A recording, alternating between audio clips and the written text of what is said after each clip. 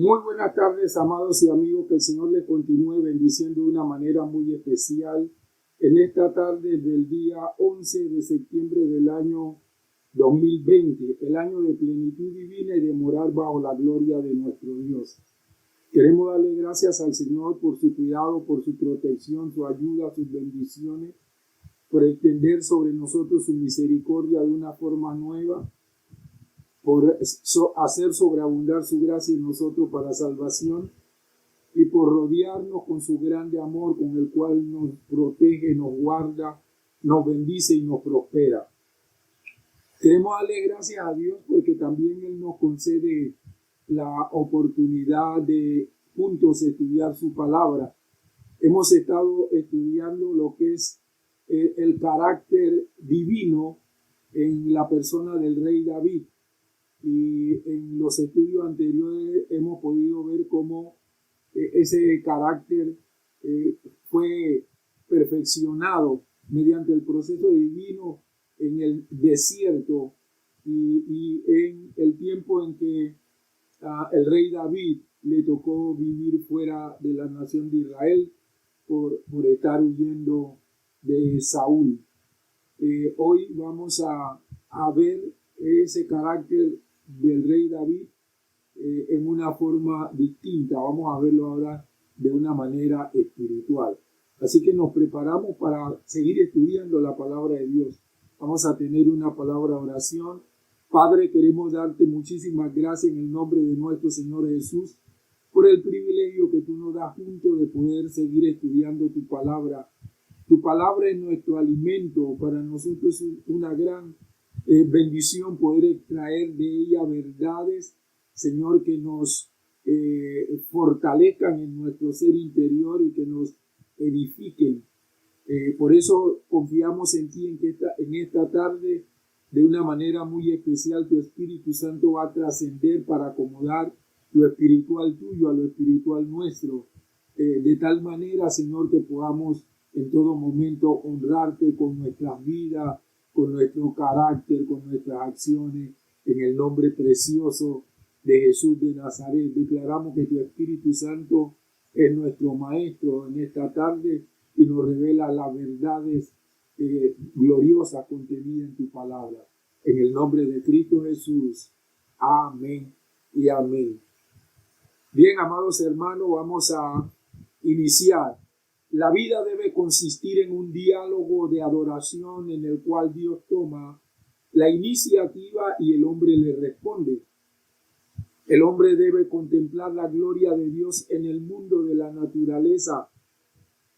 El salmista declara: los cielos cuentan la gloria de Dios y el firmamento anuncia las obras de sus manos, como dice el Salmo 19:1. Pero no todos los hombres ven la gloria de Dios, puesto que solamente se puede contemplar por los ojos de la fe. El problema no consiste en que Dios esté oculto, sino en que el hombre es ciego en lo espiritual. Y esta ceguera no solamente le impide al hombre ver las maravillas de Dios en la naturaleza, sino que también le ciega el entendimiento cuando lee la Biblia. Cuando el hombre está ciego a la belleza de la naturaleza, cuando está ciego al mensaje de la palabra de Dios, con toda seguridad que está ciego en lo que se refiere a sus propias necesidades. En otras palabras, no ve sus pecados ni la limpieza del pecado que le ofrece el Señor. El salmista sirve como ejemplo para todos los hombres. Veía a Dios en todas partes donde miraba. Y cuanto más veía a Dios, tanto más estaba consciente de su propia indignidad y de la necesidad de limpieza que solamente Dios podía proporcionarle. En mi disertación del día de hoy tocaré dos aspectos esenciales de mi tema: Dios es maravilloso en su mundo. Ese es el título del tema de hoy. Dios es maravilloso en su mundo. Y los dos puntos que voy a tocar: primero, un testimonio continuo, y el segundo punto, Dios es evidente en todas partes. Vamos a ver entonces este primer punto, un testimonio continuo. Está basado en el Salmo 19, versículos del 1 al 3. Dice así la palabra del Señor: los cielos cuentan la gloria de Dios y el firmamento anuncia la obra de sus manos. Un día comunica su mensaje al otro día y una noche a la otra declara sabiduría. No es un lenguaje de palabra ni se escucha su voz. Este es uno de los salmos más notables, tanto por su tema como por su profundidad y amplitud. Tiene 3 partes distintas y en cada una de ellas se discierne el progreso de la doctrina.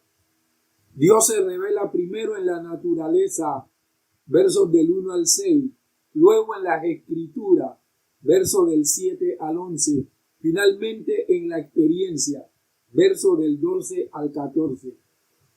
Contemplemos entonces los cielos, o las sagradas escrituras, o el alma, y nos encontraremos frente a frente con Dios. En los cielos se revela su gloria, en las escrituras su grandeza y en el alma su gracia. Todo es una revelación de la religión en sus 3 aspectos: natural, revelado y práctico. Primero de todo, aquello que es material arriba en los cielos. Segundo, lo que es histórico abajo en la Biblia. Y finalmente, lo que es experimental en el corazón. La frase que figura en el encabezamiento de este salmo y que dice al músico principal, eso quiere decir el director del coro y la orquesta levítica, indica que David escribió este salmo durante la última parte de su reinado. Y sin embargo, demuestra que no había perdido ni el entusiasmo ni el sobrecogimiento que experimentó en su juventud. No dejó que sus deberes de monarca le privaran de los gozos puros e inocentes de contemplar la belleza de una puesta del sol y del amanecer, la majestad de la noche tachonada de estrella, el frescor vigoroso de un día de otoño y hasta un cielo cerrado de nubes, precursor de la tormenta. En todo ello, David veía que los cielos declaraban continuamente la gloria de Dios, honrando el esplendor de su carácter y naturaleza, y el firmamento que daba a conocer las obras de sus manos. Hace muchísimos años, un hombre de ciencia francés cruzaba el desierto del Sahara con un guía árabe. El árabe creía en Dios y en la oración. Cuando se apartaba de la senda, se ponía de rodillas y pedía la dirección de Dios. Esta conducta molestó al hombre de ciencia ateo. Con desprecio le preguntó: ¿cómo sabes que hay un Dios? Solemnemente el guía árabe le preguntó: ¿cómo sabe que anoche un camello y no un hombre fue el que pasó junto a la puerta de nuestra tienda en la oscuridad? El hombre le respondió: simplemente por el rastro de las pisadas en la arena. El árabe dijo: veo el rastro que deja Dios en las cosas que ha creado, en el sol, en la luna y en las estrellas. Proclaman no solamente su poder, sino también su grandeza. Todo esto, dijo el árabe, no ocurrió al azar. Ese testimonio no cesaba nunca. Un día tras otro daba testimonio y una noche tras otra proclamaban este conocimiento y sabiduría de Dios. Naturalmente, amados hermanos y hermanas, David no quiere decir que el testimonio de la naturaleza se realice mediante una voz audible. El verso 3 podría traducirse en forma más literal de la siguiente manera: no tienen lenguaje ni palabra hablada y su voz es inaudible. La naturaleza posee un lenguaje universal. Todo lo que nos rodea revela continuamente a Dios, pero podemos entenderlo solamente si nuestro corazón está en comunión con el Dios infinito que creó la naturaleza. Solo entonces podremos captar los suaves matices de la alabanza. La Biblia nos enseña que Dios está por encima de su universo y más allá de él. Es inmanente o presente en todas partes. También sabemos que Dios es espíritu y que no está limitado por el espacio ni por el tiempo como lo estamos nosotros. Como dice Juan 4:24, Dios es espíritu y es necesario que los que le adoran lo adoren en espíritu y en verdad. En 2 de Pedro 3:8 la palabra de Dios dice de la siguiente manera: pero amados, una cosa no pasen por alto, que delante del Señor un día es como 1000 años y 1000 años como un día. La rueda en medio de la rueda de la visión de Ezequiel constituía una forma de ilustrar que Dios no tiene ni aún que darse vuelta para estar donde está el hombre. Ni podemos escapar de Dios de ninguna parte, como lo dice el Salmo 139:8. Si subo a los cielos, allí estás tú. Si en el Seol hago mi cama, allí tú estás. El apóstol Pablo se refirió a la gloria de la creación y declaró que hasta los paganos debieran de haber sabido que sus pequeños dioses no podrían haber creado nada, como dice Romanos 1:20. Porque lo invisible de él, del Dios nuestro, su eterno poder y deidad, se deja ver desde la creación del mundo, siendo entendido en las cosas creadas, de modo que no tienen excusa. Observó también la razón por la cual no veían a Dios en la naturaleza. No era de carácter intelectual, sino moral. El pecado hizo que le volvieran las espaldas al verdadero y santo Dios y comenzaran a adorar a la criatura en vez de su creador. Eso fue lo que dijo el apóstol Pablo. De manera que en la actualidad el hombre pecador exalta al hombre, depende de la razón humana y adora la naturaleza y el mundo material como si fueran sus dioses. Podemos vivir tan absortos en las maravillas del hombre que no nos damos cuenta de las maravillas de Dios. La creación nos habla de la gloria de Dios, pero solamente para aquellos que están capacitados para oír. Al igual que David, debemos mirar más allá de lo superficial y externo. Si aprendemos a adorar a Dios en espíritu y en verdad, podremos plegarnos a toda la naturaleza en su demostración de alabanza. Al igual que Isaías, podremos captar una vislumbre del Dios que está sentado en un trono alto y sublime y cuya gloria llena la tierra, como dice Isaías capítulo 6, versículos 1 y 3. Dice así la palabra de Dios: en el año que murió el rey Uzías, vi yo al Señor sentado sobre un trono alto y sublime, y el borde de su vestidura llenaba el templo. El verso 3 dice: el uno proclamaba al otro diciendo: Santo, santo, santo es el Señor de los ejércitos. Toda la tierra está llena de su gloria.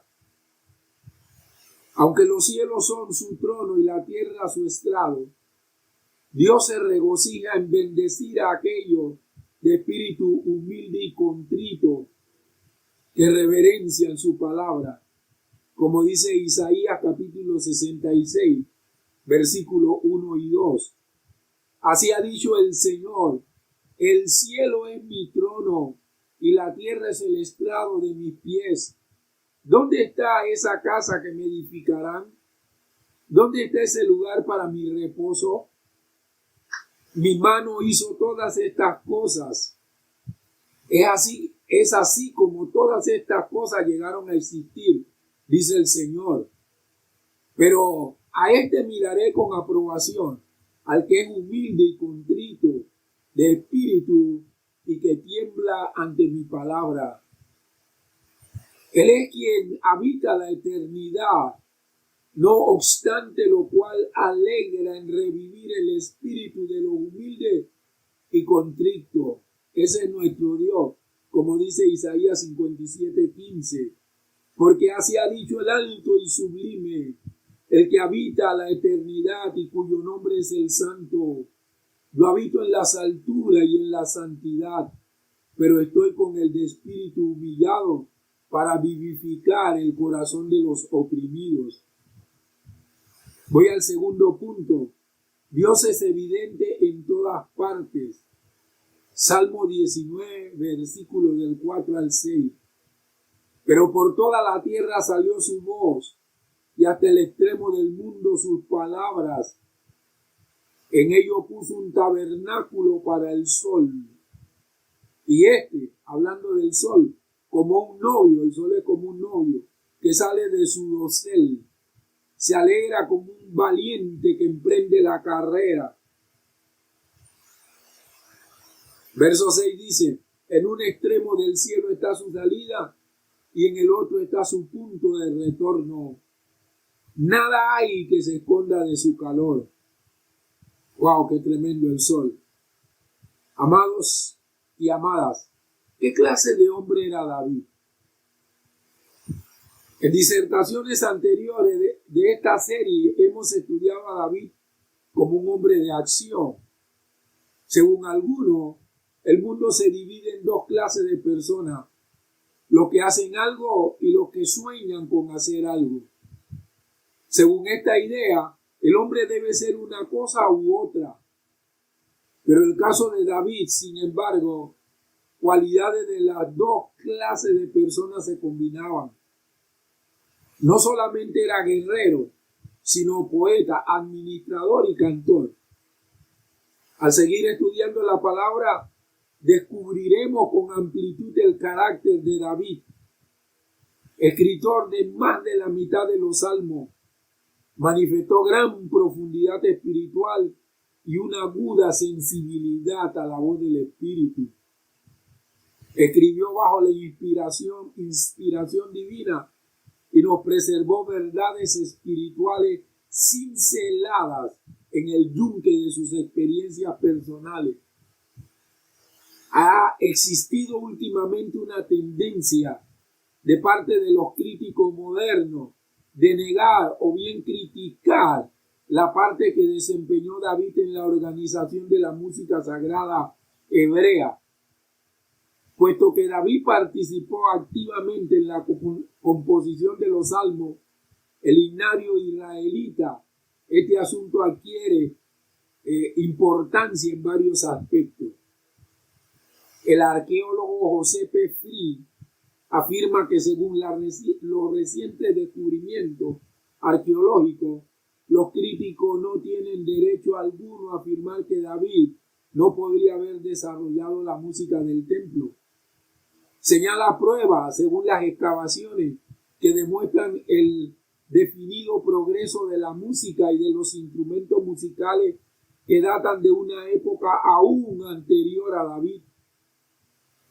Tumbas que se remontan al año 1900 antes de Jesucristo en Egipto, en Beni Hasan, señalan que los semitas llegaban a Egipto con instrumentos musicales casi 1000 años antes de la época de David. Un vaso que se encontró en Megiddo, que se remonta a la época de David, tiene dibujos de instrumentos de cuerda conocidos como liras.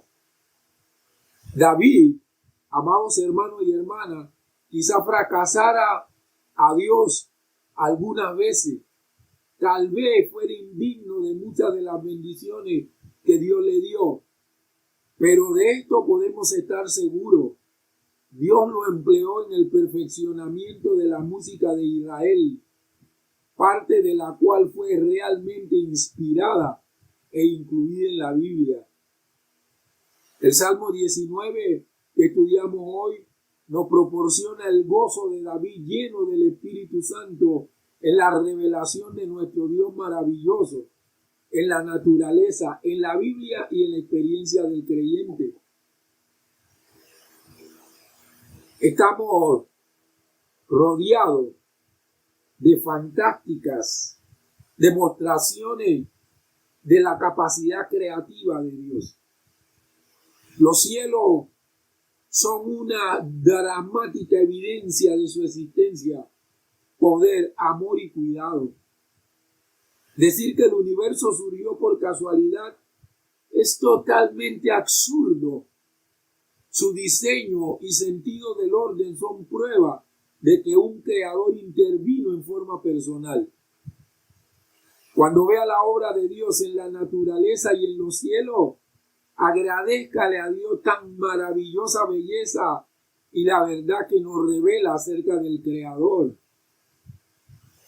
El apóstol Pablo se refirió a este salmo cuando explicó que todos saben acerca de Dios, debido a que la naturaleza proclama su existencia y poder, como lo señaló en Romanos capítulo 1, versículos 19 y 20. Porque lo que de Dios se conoce es evidente entre ellos, pues Dios hizo que fuese evidente. Porque lo invisible de Él, su eterno poder y deidad, se deja ver desde la creación del mundo, siendo entendido en las cosas creadas, de modo que no tienen excusa. Amados y amadas, esto no cancela la necesidad de las misiones. El mensaje de salvación de Dios que se encuentra en su palabra, la Biblia, debe seguir difundiéndose hasta los confines de la tierra. La naturaleza señala la existencia de Dios, pero la Biblia nos habla de la salvación. El pueblo de Dios debe explicarle a otro cómo llegar a tener una relación con Dios. A pesar de que la gente en todas partes debería creer en un creador, al solo mirar la evidencia de la naturaleza que lo rodea. Dios necesita que nosotros expliquemos su amor, misericordia y gracia. ¿Qué está haciendo usted para llevar el mensaje de Dios al mundo? El testimonio de los cielos está en todas partes. En otras palabras, los cielos testifican en todo lugar. No hay ninguna parte del mundo, por distante que esté, que no reciba ese testimonio. Como ejemplo de ello, David habla de la luz, del calor del sol, que beneficia a todas partes del mundo. Primero compara al sol con un esposo. Así como el día de la boda hace brillar el rostro del novio o del esposo, así también la luz del sol hace que la naturaleza refleje la gloria y hermosura que hablan de Dios. Hasta los lugares más áridos de la naturaleza son gloriosos al alborear el día. Es maravilloso, por ejemplo, contemplar un desierto inhóspito alumbrado por los primeros reflejos del amanecer. La alusión al esposo que sale de su cámara se refiere, según se dice, a una antiquísima costumbre relacionada con las bodas orientales. Roberto Jamienson nos explica que después de la ceremonia de casamiento, los recién casados se entraban en una tienda o carpa levantada para la ocasión. Los amigos y huéspedes se colocaban a la puerta con antorchas encendidas en la mano esperando la salida del esposo. Al salir de la cámara era saludado con aclamaciones y de inmediato encabezaba un desfile o procesión de caracteres esplendorosos. Y mientras avanzaba, presentaba un cuadro de inspiración para todos los que lo rodeaban. ¿Qué necesita el hombre a fin de poder apreciar la gloria de Dios en la naturaleza? Es más fácil pensar en la gloria de Dios cuando contemplamos un cielo despejado que cuando miramos un cielo saturado de aire contaminado. Pero la contaminación que impide ver la gloria de Dios no reside tanto en el ambiente como en el corazón del que mira. Como dice Isaías 59:2, las iniquidades de ustedes son las que hacen separación entre ustedes y su Dios. Sus pecados han hecho que su rostro se oculte de ustedes para no escuchar.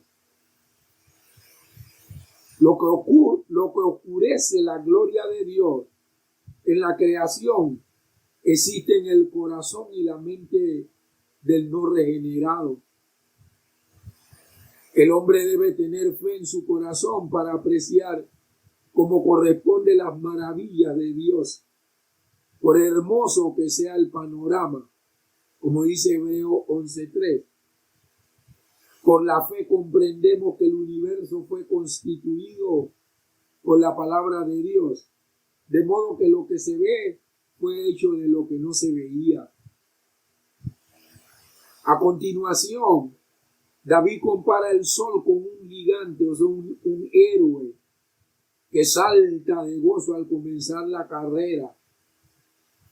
El poeta ve en esto el poder, la desbordante energía que señala a Dios como la fuente, que nos recuerda que tenemos a un Dios todopoderoso.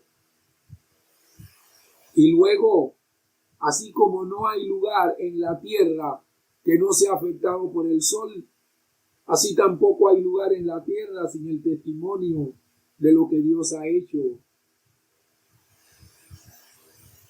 Yo tengo un interrogante en este momento. ¿Cuál debe ser la actitud del creyente hacia la ecología? La ecología es parte de la biología que estudia los organismos en relación con el medio ambiente. El hombre puede tener conciencia de Dios contemplando la creación, como dice el Salmo 104:24. Cuán numerosas son tus obras, oh Señor, a todas las hiciste con sabiduría. La tierra está llena de tus criaturas. Proverbio 3:19 dice: el Señor fundó la tierra con sabiduría, afirmó los cielos con entendimiento. Hechos 14:15 dice: y diciendo, hombres, ¿por qué hacen estas cosas? Nosotros también somos hombres de la misma naturaleza que ustedes, y les anunciamos el Evangelio para que se conviertan de estas vanidades al Dios vivo que hizo el cielo, la tierra, el mar y todo lo que hay en ellos. Puesto que este es el caso, el creyente debe interesarse en el estudio de la contaminación ambiental, a fin de que nada destruya ni oscurezca las maravillas de la creación divina. Dios puso al hombre en el mundo y le dio dominio sobre el mundo natural, como dice la palabra en Génesis 1:28. Cuando Dios puso a Adán en el huerto del Edén, esperaba que éste lo labrara y lo guardase, como dice Génesis 2:15. La responsabilidad de cuidar el medio ambiente ha reposado desde entonces en el hombre. El mundo que Dios le dio al hombre para que administrara disfrutaba de un equilibrio ecológico perfecto. Génesis 1:31 dice: y vio Dios todo lo que había hecho, y he aquí que era bueno en gran manera. Naturalmente, la participación del creyente en la ecología debe mantenerse en su perspectiva correcta. Nuestra solicitud principal es procurar la salvación del hombre y no la salvación de la tierra de la contaminación ambiental. Ambas responsabilidades son legítimas, pero nunca debemos perder de vista las prioridades. El texto de Romanos 10:18 aplica este pasaje a la propagación de la palabra de Dios.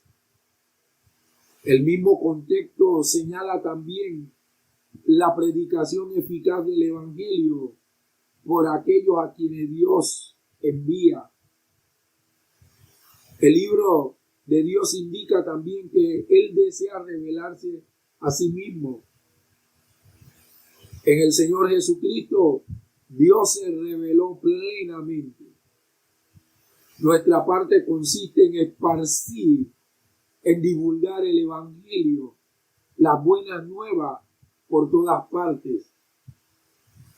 Entonces nosotros, amados hermanos, tenemos que contemplar en la naturaleza la gloria de Dios, contemplar en la palabra del Señor la gloria de Dios, y en nuestra experiencia personal nosotros debemos contemplar la gloria de Dios de tal manera que nosotros podamos ser testigos eficaces para aquellos que no conocen a nuestro Señor Jesucristo, que nosotros podamos hablar con sabiduría, con inteligencia, que nosotros podamos amar a la gente como Dios la ama y que podamos tratarla como Dios la trata.